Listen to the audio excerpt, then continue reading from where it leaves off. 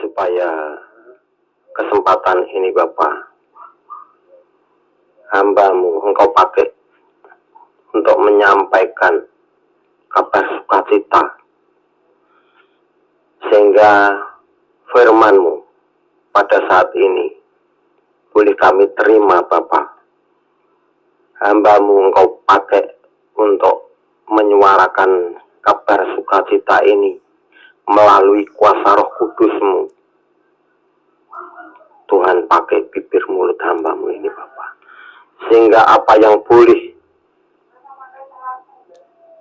kami terima pada pagi hari ini hanya Tuhan sendiri yang berbicara, yang berkata-kata. Kami siap mendengarkan Tuhan. Kami siap mendengarkan firman-Mu pada pagi hari ini, yang kami ambil dari 1 Petrus 3 ayat 1-22. Kesempatan ini Bapa, firman-Mu boleh kami terima bersama-sama. Hanya di dalam nama Tuhan kami Yesus Kristus kami berdoa. Amin. Saudaraku yang dikasih Tuhan, kesempatan pagi hari ini, kesempatan yang indah ini, kami boleh membaca firman Tuhan yang kita ambil dari 1 Petrus 3 ayat 1-22. Kesempatan pagi hari ini, namun tidak kami bahas semuanya. Kami ambil dari ayat yang ke-8. Dan akhirnya, hendaklah kamu semua seia, sekata, seperasaan, mengasihi saudara-saudara, penyayang dan rendah hati. Saudaraku yang dikasihi Tuhan Yesus Kristus,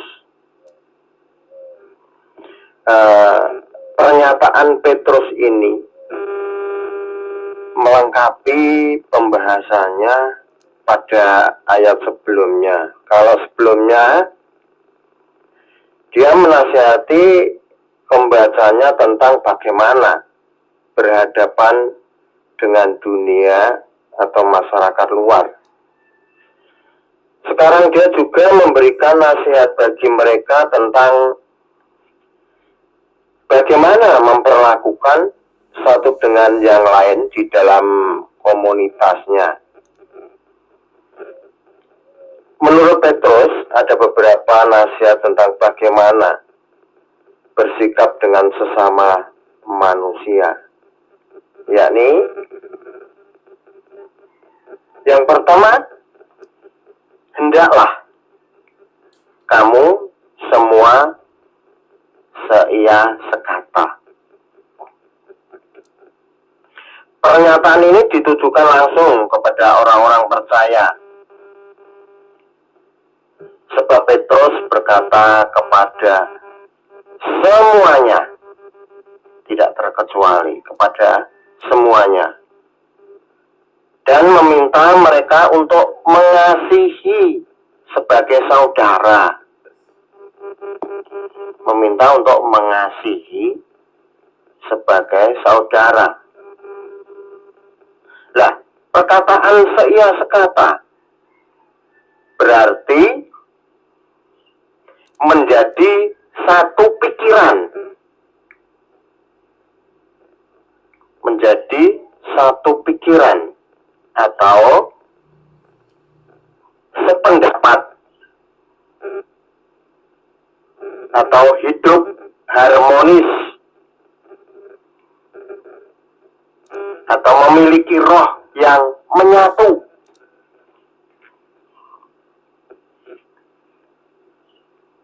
Nah, kita tentu sudah tahu bahwa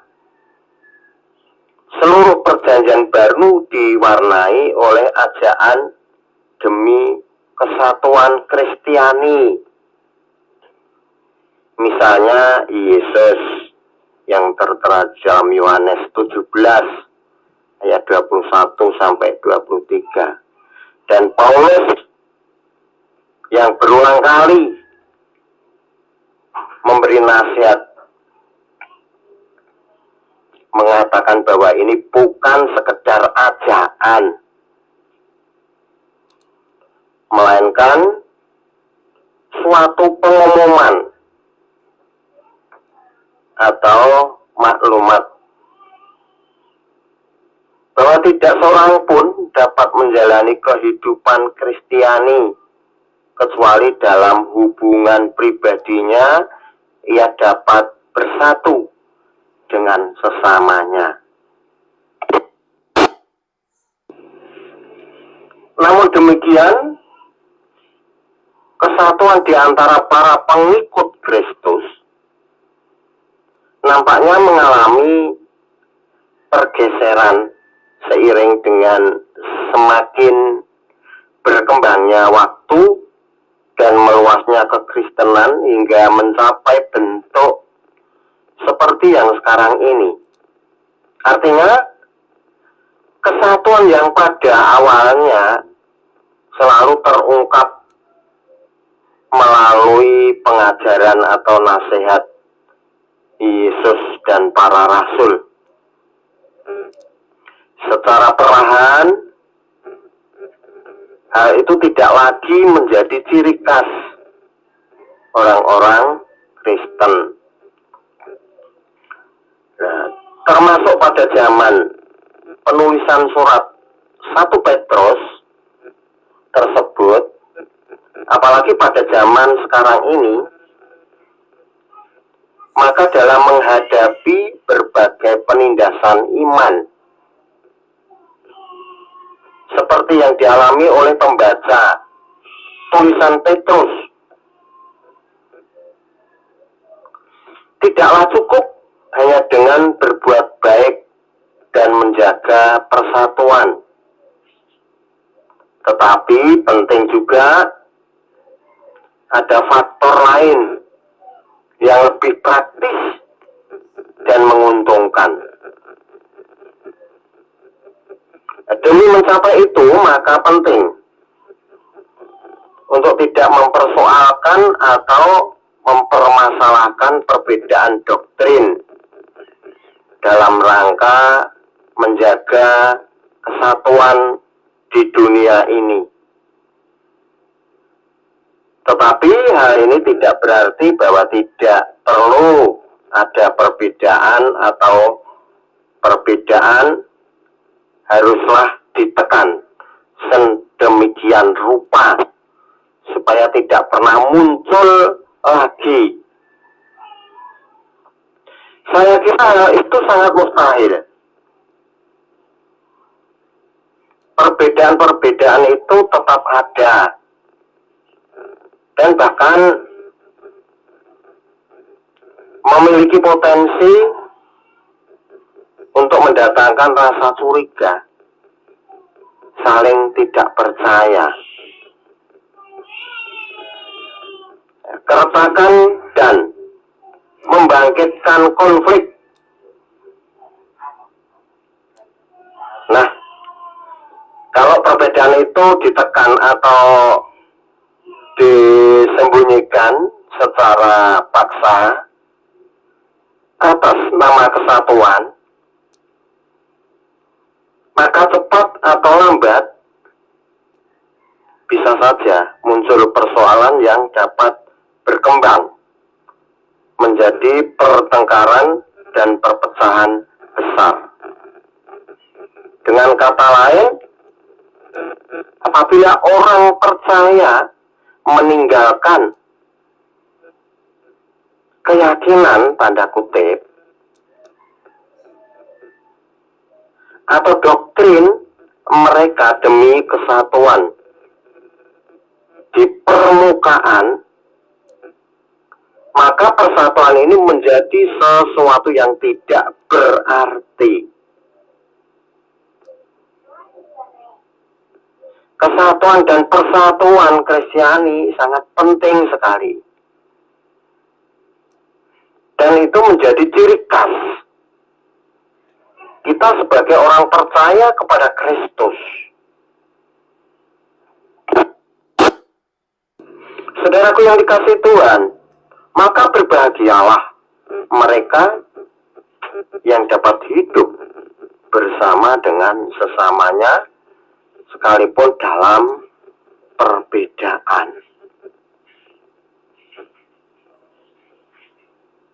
Yang kedua, yaitu hendaklah seperasaan.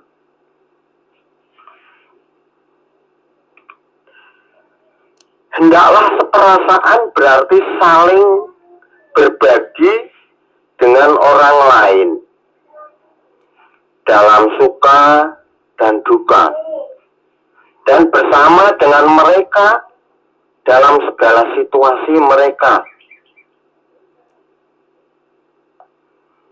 Rasul Paulus mengatakan di dalam Rom 12 ayat 15, bersukacitalah dengan orang yang bersukacita, dan menangislah dengan orang yang menangis. Dan dalam 1 Korintus 12 ayat 26 mengatakan, karena itu jika satu anggota menderita, semua anggota turut menderita. Jika satu anggota dihormati, semua anggota turut bersukacita. Saudaraku yang dikasih Tuhan, oleh karena itu, perintah seperasaan di sini tidak hanya dorongan untuk bersama dengan sesama dalam bayangan atau khayalan kita, tetapi lebih dari itu, menuntut sikap kita untuk berefleksi bahwa kita memang satu di dalam Kristus. Dalam pengertian yang nyata, apa yang terjadi kepada yang satu atau beberapa orang terjadi juga kepada kita semua. Jadi, tidaklah alkitabiah apabila ada orang Kristen hanya memperhatikan diri sendiri. Tidak patut juga apabila merasa senang dengan penderitaan sesama, atau merasa sedih dengan sukacita orang lain. Mengasihi sesama sebagai saudara berarti memelihara kasih, sayang terhadap sesama kita. Orang yang seperasaan dengan sesamanya pasti juga memiliki kasih spesial satu terhadap yang lain. Di surga, rasa keterikatan antara orang-orang percaya seharusnya lebih kuat daripada kasih sayang yang ada di dunia ini. Berbeda. Sayang sekali, ikatan seperti itu jarang terlihat di saat-saat ini. Kalau demikian yang terjadi, maka kita gagal memperlakukan sesama kita sebagai keluarga di dunia ini.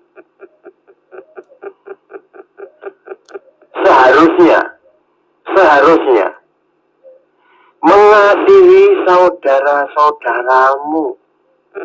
Itulah yang menjadi ciri khas dari setiap orang percaya kepada Yesus. Yesus sendiri menekankan hal itu di dalam Yohanes 13 ayat 35. Dengan demikian semua orang akan tahu bahwa kamu adalah murid-muridku, yaitu jikalau kamu saling mengasihi mengasihi. Jelas sekali saudara-saudaraku. Begitu juga di dalam 1 Yohanes 3 ayat 14 kita tahu bahwa kita sudah berpindah dari dalam maut ke dalam hidup, yaitu karena kita mengasihi saudara kita. Barang siapa tidak mengasihi, ia tetap di dalam maut. Jelas sekali ayat ini. Orang yang tidak mengasihi sesamanya sesungguhnya bukan orang percaya pada Yesus.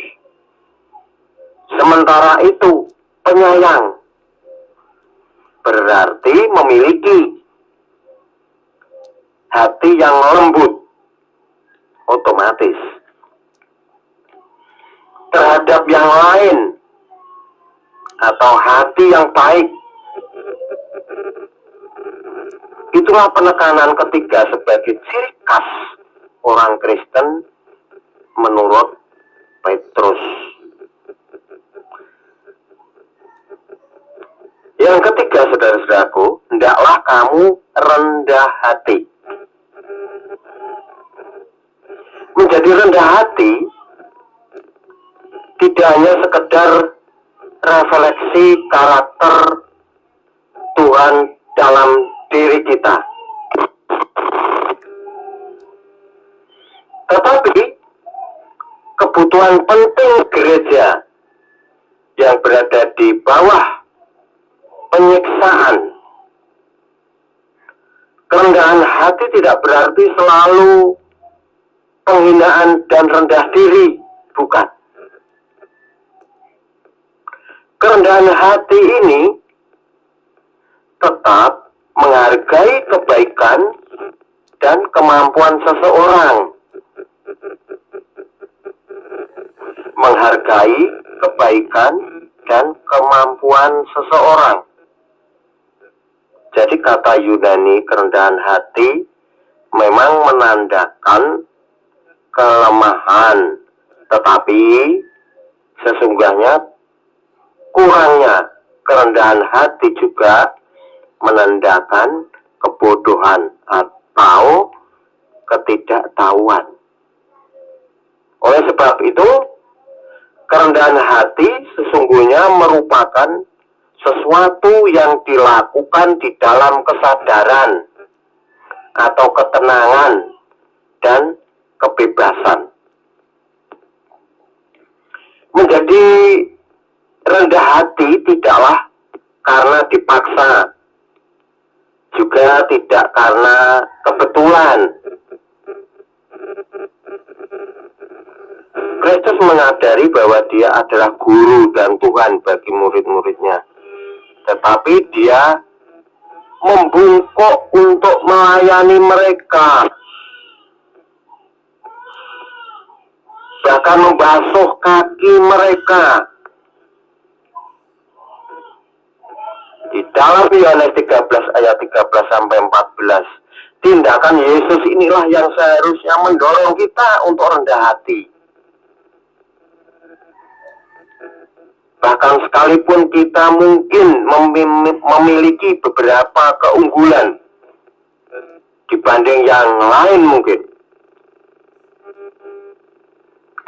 kiranya menjadi perenungan kita juga bahwa dunia modern dewasa ini selalu berusaha untuk bersaing dan membandingkan diri. Bersaing sehat sangatlah baik, tetapi perlu diwaspadai bahwa pola ini dapat merusak komunitas Kristen. Ketika perhatian utama kita hanya untuk menjadi lebih hebat dan lebih besar dari sesama dan memperlihatkan superioritas kita atas yang lain, sesungguhnya kita tidak lagi melayani Tuhan, tetapi melayani diri sendiri. Orang yang rendah hati memiliki kemampuan menilai diri sendiri dengan benar, bisa mengoreksi diri kita sendiri dengan benar. Di sana juga ada kekuatan spiritual untuk mempraktekkan kerendahan hati yang membebaskan dan melayani yang lain.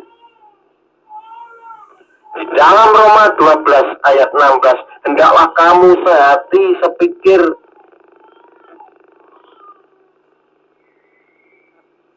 di dalam hidupmu bersama. Janganlah kamu memikirkan perkara-perkara yang tinggi, tetapi arahkanlah dirimu kepada perkara-perkara yang sederhana. Janganlah menganggap dirimu pandai. Di dalam Roma 12 ayat 16 ini,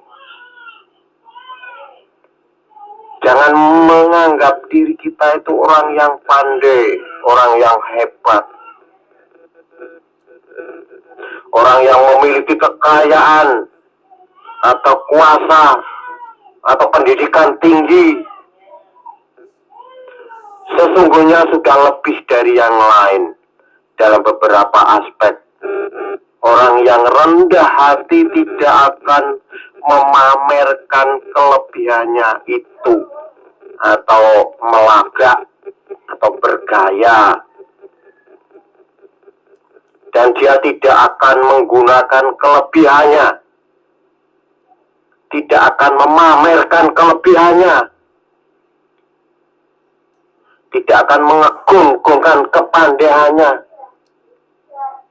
Itulah menganggap remeh atau menaklukkan orang lain, merasa sombong diri. Sebaliknya, dia akan membangun hubungan yang baik. Dia akan membangun hubungan yang baik dengan mereka dalam konsep kesetaraan. Uang ke uang, menghargai yang lain, menggunakan kelebihannya untuk meningkatkan kesejahteraan mereka. Jadi tidak merasa kami mampu sendiri, kami paling hebat sendiri. Namun supaya kita itu bisa nguwong ke uang, meningkatkan kesejahteraan saudara kita. Karena itu marilah kita selalu membangun hubungan yang harmonis,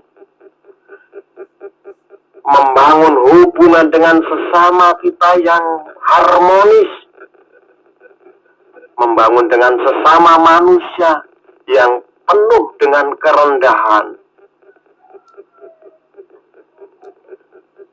Sehingga di dalam kehidupan kekristenan kita, boleh kita terjemahkan di dalam kehidupan bermasyarakat. Sehingga boleh nyata sebagai anak-anak Tuhan yang selalu berkarya sesuai dengan perkataan apa yang boleh dikatakan oleh guru kita, yaitu Tuhan kita Yesus Kristus, yang menjadi sandaran hidup kita, yang menjadi suri teladan kita. Kita boleh membangun hubungan kita dengan sesama kita, sehingga di dalam membangun hubungan yang harmonis dengan sesama kita, bolehlah dunia ini mengatakan bahwa benar-benar di dalam hidup di dalam Tuhan Yesus Kristus itu nyata. Kasih boleh diterjemahkan di dalam kehidupan sesama kita. Mungkin kiranya Tuhan selalu menuntun di dalam kehidupan kita, sehingga apa yang boleh kita rasakan, kita terjemahkan di dalam dunia ini, di dalam masyarakat ini. Tuhan selalu menuntun kita supaya boleh membangun hubungan yang harmonis, tidak meremehkan saudara-saudara kita, sehingga kita selalu diberkati oleh Tuhan, selalu berbuat rendah hati di dalam Tuhan. Kiranya berkat firman Tuhan pada pagi hari ini menjadi rema di dalam kehidupan kita, di dalam membangun hubungan yang harmonis dengan sesama manusia. Tuhan memberkati kita semuanya. Amin. Mari kita berdoa. Terima kasih Tuhan, terima kasih Roh Kudus. Kesempatan pagi hari ini Engkau sudah mengingatkan kami supaya kami boleh membangun hubungan dengan sesama kami yang harmonis, sehingga apa yang boleh kami lakukan nyata di dalam kami ikut Tuhan kami Yesus Kristus. Terima kasih Tuhan Yesus, terima kasih firman-Mu yang indah ini Tuhan, boleh Engkau metikkan di dalam kehidupan kami, sehingga layak kami menjadi anak-anak Tuhan yang selalu menjalankan tugas dan kewajiban kami seturut apa yang menjadi kehendak Tuhan, sehingga di dalam kehidupan kami menjadi sarana di dalam dunia ini, menjadi anak-anak Tuhan yang selalu menjalankan tugas dan kewajiban kami sebagai utusan Tuhan. Terima kasih Bapa, terima kasih. Hanya di dalam nama Tuhan kami Yesus Kristus kami mengucapkan syukur. Amin. Moga dipun lajeng Tuhan memberkati.